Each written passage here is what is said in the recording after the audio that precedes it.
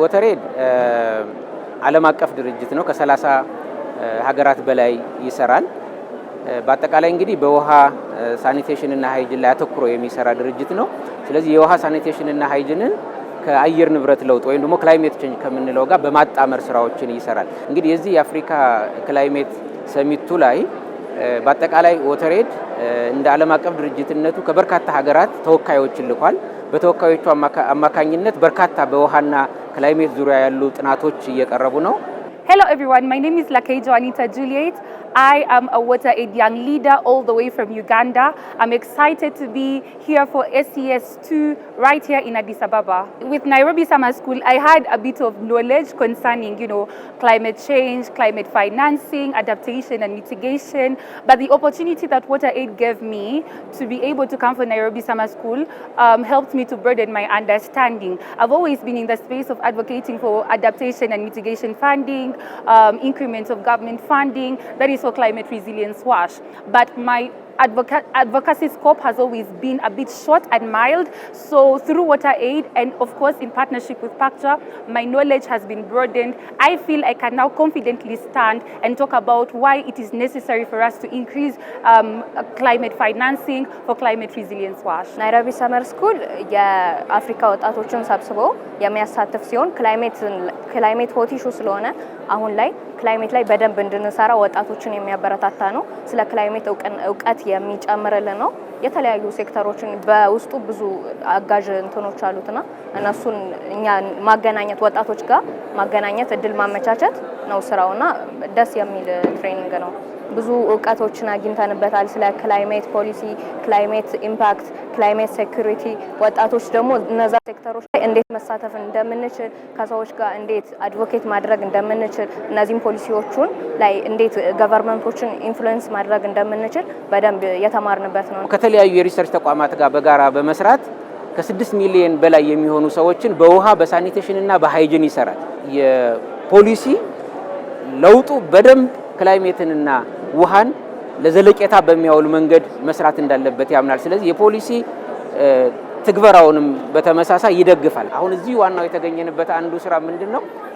መሬት ላይ የምንሰራቸውን ስራዎች በማሳየት በዚህ መንገድ ቢሰራ ለውጥ ይመጣል የሚለውን የኢንፍሉዌንሲንግ ስራ ለመስራት ነው። በአጠቃላይ እንግዲህ ዶነሮች አሉ፣ የመንግስት ኃላፊዎች አሉ፣ ፕራይቬት ሴክተሮች አሉ፣ ሚዲያዎች አሉ። ስለዚህ ውሃና ሳኒቴሽን ሃይጂን ከክላይሜት ጋር በማጣመር የስራ ጥራትን ማሻሻል፣ ዘላቂነትን ማምጣት የሚሉ ነገሮችን ሁሉ ከዛ ጋር አብረን እንሰራለን ማለት ነው። ስለዚህ ትልቅ ኃይል አለ፣ አሁን ትልቅ ፖቴንሻል አለ ውሃ ላይ በሀገሪቱ ያልተነካለ። ስለዚህ አሁንም በተገኘንበት መንገድ ሁሉ ጥሪ የምናቀርበው ምንድነው? በተለይ ሀብት በማሰባሰብ በኩል ወይንም ደግሞ ፋይናንሲንግ የምንለው ወደ ውሃውና ክላይሜቱ እንዲመጣና ይሄን ሴክተር እንዲያሳድግ ማድረግ ላይ ትኩረት እያደረግን ነው ማለት ነው። Africa Climate Summit is a very interesting space to be because as a network we front African youth voices into such decision-making processes, making sure our lived experiences as well as community grassroots voices are factored into decision-making in the lead up to COPs, but also into other regional integration laws that seek to address the issues of climate change across the continent. አሁን ላይ እኔ ላለፉት 2 ሳምንታት ያህል ናይሮቢ ሰመር ስኩል ባዘጋጀው ኮርስ 5 ትሬኒንግ Wateraid አግዞን ለ2 ሳምንት ያህል ኦንላይን ላይ ትሬኒንግ ስናደርግ ነበረ። ክላሱን ጨርሰናል። ስለ ክላይሜት፣ ስለ ወተር፣ ስለ ፖሊሲዎች ስንወስድ ነበረ። እንዴት አድቮኬት ማድረግ እንዳለብን፣ እንዴት ትሬን ማድረግ እንዳለብን፣ የወዞች ላይ እንዴት መስራት እንዳለብን ትሬኒንግ ስንወስድ ነበረ። My name is Joy Wednesday, founder for Africa Upcycle Community, a strong environmentalist, climate change advocate, and a UNESCO youth trainer. I'm also a Wateraid young leader. I'm very happy to be here. So I'm here live at the Africa Climate Summit to engage policymakers on what to do to include young people in the national determined contributions as well as national adaptation plans, and make sure that young people are at the center of these conversations. Also to make sure that young people's voices are heard, young people are listened to. Also, another aspect of why I'm here is to capture the voices of young people, make sure that our interests are taken on board. And to do this, I'm here representing Wateraid as well as my organization, Africa Upcycle Community. Nairobi Summer School ያዘጋጀውን ትሬኒንግ ወስጄ ጨርሻለሁ እና የተለያዩ ጥቅሞችን አግኝቻለሁ። ከነዚህም ከነዚህ ውስጥ ካገኟቸው ጥቅሞች ውስጥ አንደኛው ክላይሜት እና ሄልዝ ምን አይነት ሪሌሽን እንዳለው፣ ክላይሜት እና ኢኮኖሚ፣ ክላይሜት እና ፖለቲክስ፣ ክላይሜት ኤንድ ኢንቫይሮንመንት እነዚህ ነገሮችን አውቀናል።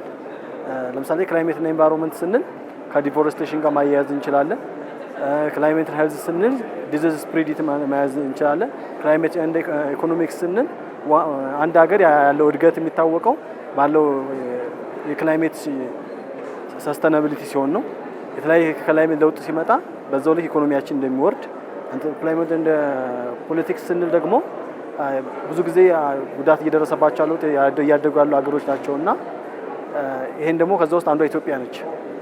ይሄንን ወጣቶች ላይ አሁን እየተሰራ ስለሆነ እኛ ወጣቶች ምን ማድረግ እንዳለብን እና ካርቦን ፕራይስ የሚባለውን ነገር ማግኘት እንዳለበት እነዚህ ያደጉ ሀገሮች ከፍተኛ ኢሚሽን እየለቀቁ ግን ጉዳት የደረሰው ያላደጉ ሀገሮች ነውና ያንን ነገር እንዴት አድርገን ሶልቭ ማድረግ እንዳለብን በመጀመሪያ ወተሬድን በጣም ማመስገን ፈልጋለሁ።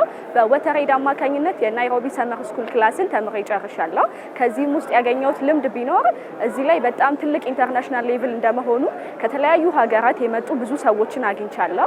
ዘን እዚህ ላይ ክላይሜት ጀስቲስ ላይ ያለኝን እውቀት በደንብ ለማስፋት ችያለሁ። ክላይሜት ኢምፓክቶቹ ምን ምን እንደሆኑ በሶሻል በናቹራል እንዲሁም ደግሞ ሴቶች ላይ የሚያደርሱትን ተጽዕኖች መለየት ችያለሁ ማለት ነው። At the African Climate Summit, I would say one word. It's been knowledgeable, it's been an experience of learning, it's been exciting as well. I always tell people, because I believe in the power of networking, that without a network, you have no net worth rather. So yes, it's really been exciting, it's been full of learning, it's been full of growing, and I appreciate that. ክላይሜት ዓለማችን ላይ ሆት ኢሹ እንደመሆኑ አንፃር በደንብ ገፍቼ እንድሰራበት ያደርገኛል ብዬ አስባለሁ። ከኢንተረስቴ ጋርም በደንብ ይረዳኛል። እንዴት ሰዎች ጋር አድቮኬት ማድረግ እንዳለብኝ፣ እንዴት ሰዎችን ማውራት እንዳለብኝ፣ እንዴት ተጽዕኖ መፍጠር እንዳለብኝ በደንብ ረድቶኛል፣ አግዞኛል። Ethiopia has really presented an opportunity for us as young people to really, have our voices heard. And recently, young people have just launched a declaration. So it is clearly a show of strength by the African Union and the Ethiopian government to clearly have youth voices pivotal to the outcomes of the summit. ጉባኤ መዘጋጀቱ አንደኛ የሁላችንንም ኢነርጂ አንድ ላይ ያመጣዋል። አንዱ ጋር ያለው ክፍተት ምንድነው? እነሱን ክፍተቶች ደግሞ እነኚህን ባሪየሮች ለማለፍ ምንድነው የተጠቀሙት የሚለውን ሼር ስንደራረግ ነበረ። እንደገና ደግሞ እነሱ ጋር ያለው ሎካል ሶሉሽን ምን ነበር የሚለውን ስናይ ነበረ። ሶ እዚህ ጋር ደግሞ እኛ ኢምፕሊመንት ለማድረግና እንዴት አድቮኬት ማድረግ እንዳለብን፣ እንዴት ኮሚኒቲው ጋር መግባት እንዳለብን፣ እንዴት ዩዞችን ማሳተፍ እንዳለብን ከሌሎቹ ስንማር ነበረ። ሌሎቹ ጋር ያለው ኢነርጂ እኛ ጋር አልነበረም፣ እኛ ጋር የነበረው ኢነርጂ ሌሎቹ ጋር አልነበረም እና ሶ ይሄንን አንድ ላይ ሊንክ አድርገን ለማስኬድ ረድቶናል አንድ ላይ መገናኘታችን እዚህ። So as a youth advocate for climate, I would say one of the challenges is that a lot of organizations, a lot of governments do not actually take policy processes to include young people. They see us as maybe not, our views as not relevant in some cases, and in some cases we also suffer funding issues.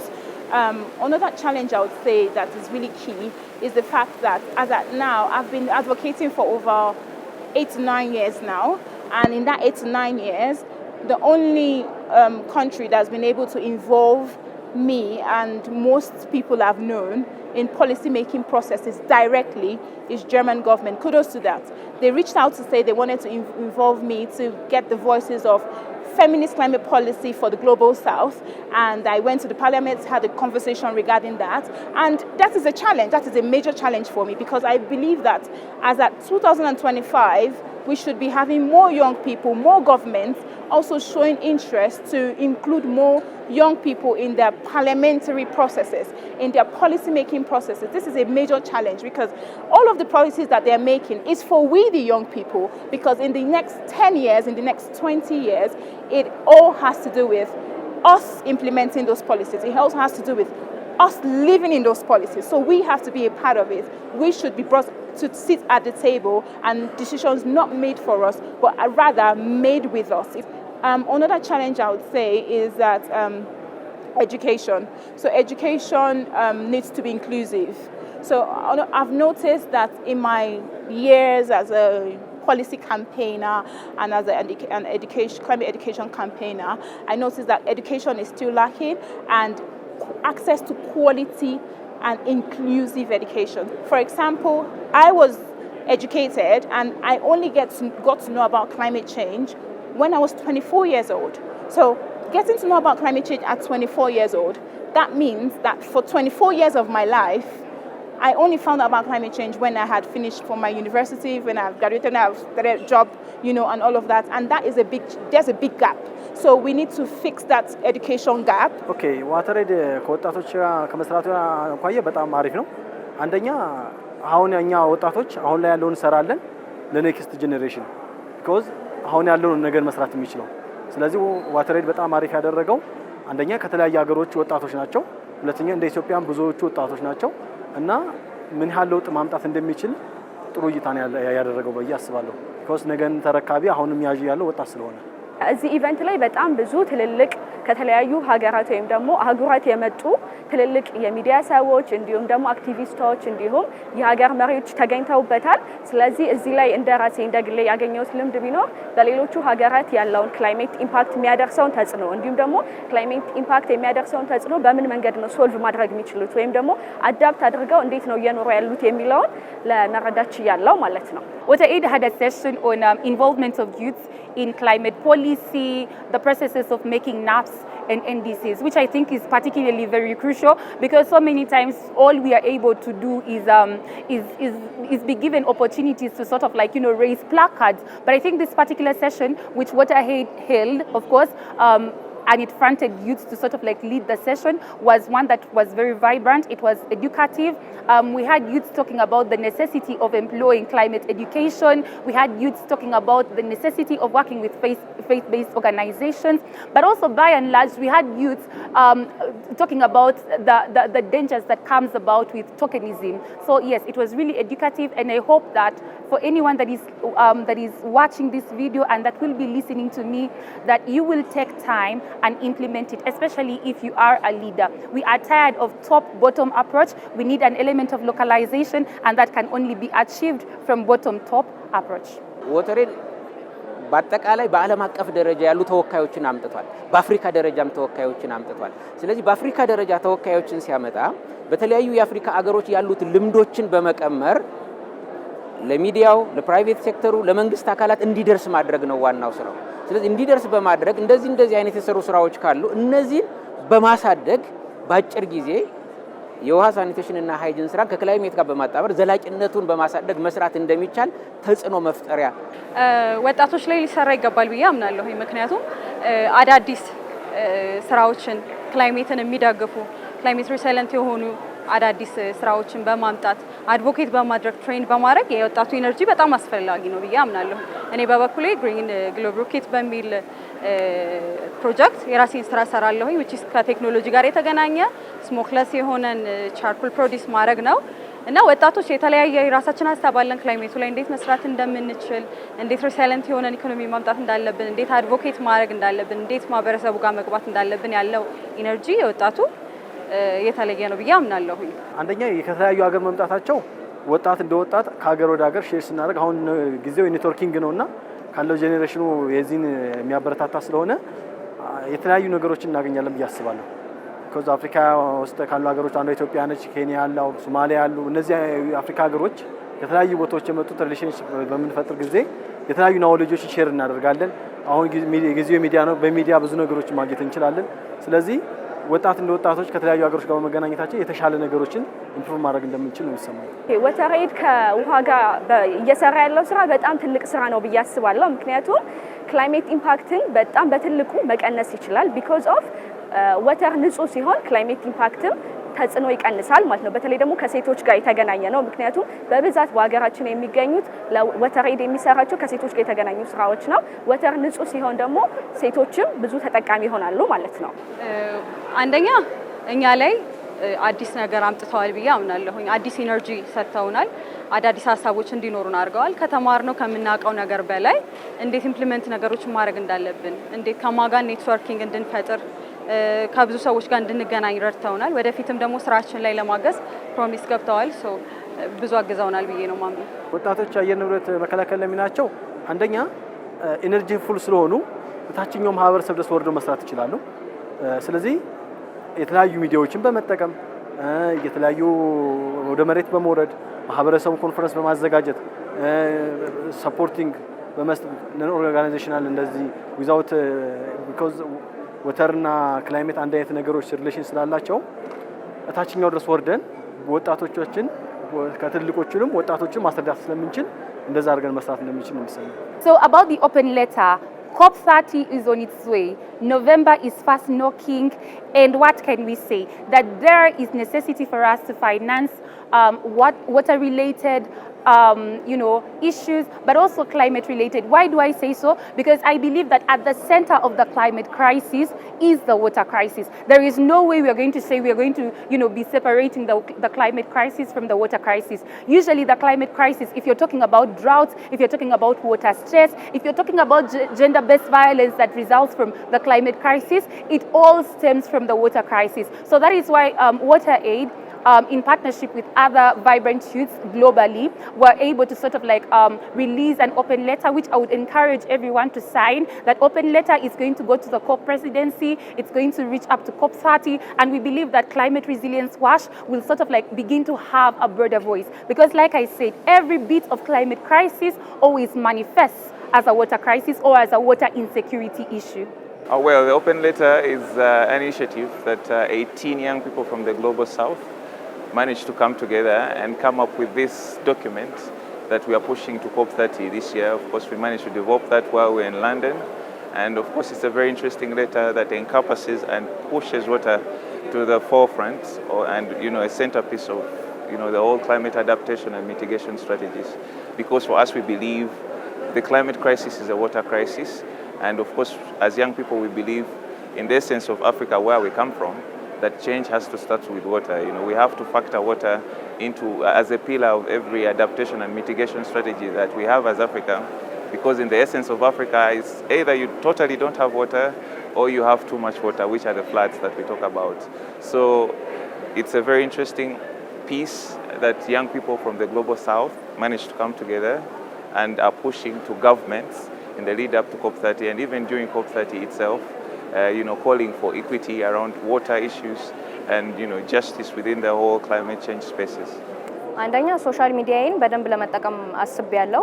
ሲቀጥል ደግሞ የምናዘጋጃቸው አንዳንድ የትብብርም ሆነ ራሳችን ወጣቶችን የምናዘጋጃቸው መድረኮች ላይ በመገኘት ፓናል ዲስከሽን ነገርን በማዘጋጀት ሰዎች ተሳታፊ እንዲሆኑ ለማድረግ አስባለሁ። ይሄ መድረክ መዘጋጀቱ በጣም ትልቅ አጋጣሚ ነው። እዚህ መድረክ ላይ በመገኘቴ በጣም ትልቅ ደስታ ተሰምቶኛል። ወተሬድንም በጣም አመሰግናለሁ። እዚህ መድረክ ላይ እንዳልኩ በጣም ብዙ የተለያዩ ሰዎችን አግኝተንበታል። ከነሱ ጋር ያለውን ኤክስፒሪየንስ ሼር በማድረግ እኛም ደግሞ የተለያዩ ስራዎችን ለመስራት አስበናል። ካሰብናቸው ስራዎች አንዱ ወጣትም እንደመሆናችን መጠን የተለያዩ ሶሻል ሚዲያዎችን በመጠቀም ሶሻል ሚዲያ ካምፔይንን በማዘጋጀት እንዲሁም ደግሞ እኛ እዚህ የወሰድነውን ትሬኒንግ ከታች ወርደን ይሄንን እድል ላላገኙ ወጣቶች በማካፈል ለውጥ ለማምጣት ትልቅ ዝግጅት እያደረግን እንገኛለን ማለት ነው። So first and foremost, I believe in impact on communities. So when I go back, of course, to my community in northern Uganda that has, that is still recovering from the LRA war, but also again that is, experiencing a lot of climate shocks, I plan to institute a local organization, and I will not give details of it right now, but my hope and my desire is that it should deal more in climate resilience wash, because that is something that is very necessary. But then also I have built a couple of networks within here, so I hope to leverage on them to sort of advance or scale up youth voices from the north of Uganda, from the east of Uganda, from the west of Uganda, wherever I will be able to have a reach, so that the voices can reach up to government levels, the voices can reach international, continental levels. Yes. Well, the experience I always get from these spaces, of course, is to push the same narrative within the so many young people that we work with across Africa. And of course, it is always a privilege to be in this space to talk on behalf of the greater young people. But of course, the experiences carried here are pushed into our networks and of course present an opportunity for young people to converge, come together, still air out our issues to those in decision-making spaces, but also call for more spaces for our participation as a whole, given, again, this is the youngest continent, and of course our voices need to be central to decision-making. young people out there, this message is for you. You are the change. You are the lead. You are the voice. You are you. There is no other person but you. So no matter where you are or where you're watching this video from, just know that your voices are not silenced. Your voices are heard. If you notice any injustice around you, make sure to speak up. Make sure to highlight any change you want to see, because if you don't talk today, it will affect you and your children tomorrow. Keep on speaking, keep on advocating, keep on pushing for policies, reach out to know. For example, we've just had a session talking about youth included in climate policy. So reach out to know what are these climate policies in your country, how can you get involved, how can you get involved in the adaptation plans, how can you get involved in the targets that your country has. Have they actually started implementing those targets? You have to go and find out for yourself, because if you don't do that, then you are allowing for that gap to leave you out of the process. So you have to go find out, research, read, ask questions, engage your leaders, because we are the ones to hold our leaders accountable. We are the ones to lead the change we want to see. Climate crisis is a water crisis. Water can't wait.